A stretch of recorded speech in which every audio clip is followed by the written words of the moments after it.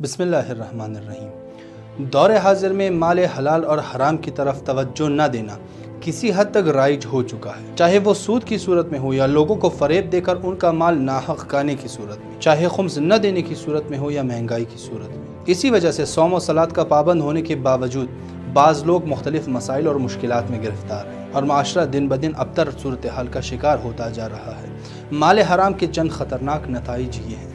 Number 1، ملائکہ کی لعنت۔ رسول اللہ صلی اللہ علیہ وآلہ وسلم نے فرمایا، جب مال حرام کسی کے بدن کا حصہ بن جاتا ہے تو زمین اور آسمان کے ملائکہ اس پر لعنت بھیجتے ہیں۔ نمبر 2، دعا کا مستجاب نہ ہونا۔ امام صادق علیہ السلام فرماتے ہیں، جس کے شکم میں مال حرام ہو اور اس کے ذمے کسی کا حق ہو تو اس کی دعا مستجاب نہیں ہوتی۔ نمبر 3، نماز کا قبول نہ ہونا۔ رسول اللہ صلی اللہ علیہ وآلہ وسلم فرماتے ہیں، جس کا نوالا حرام ہو اس کی نماز 40 دن تک قبول نہیں ہوتی۔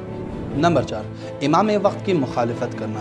امام حسین علیہ السلام نے لشکر یزید کی طرف رخ کر کے فرمایا، تم لوگوں کا وجود مال حرام سے بھرا ہے، اس وجہ سے تم حق کو قبول نہیں کر رہے۔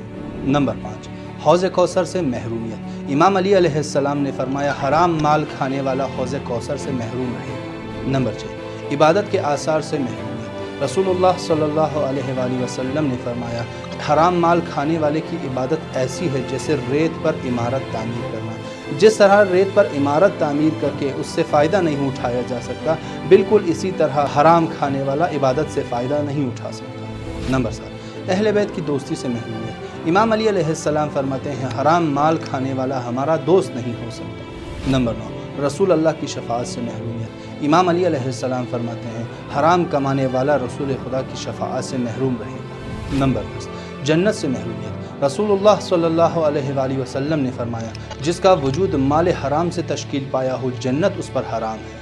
یاد رہے، ان نتائج سے بچنے کا راستہ اچھے اعمال کو چھوڑنا نہیں بلکہ حرام مال کو چھوڑنا ہے۔ والحمدللہ رب العالمین۔